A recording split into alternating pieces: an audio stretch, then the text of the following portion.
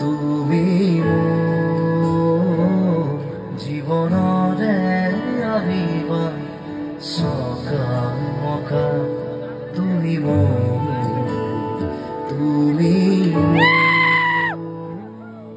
কাহিনীৰ মাজতে কাহিনী ভৰা যাতনাৰ জীৱন মোৰ নিজে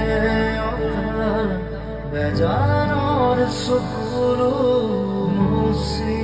লোৱা উদাসী ফাগুনৰ বসন্ত বোৱা তুমি মোৰ সাধু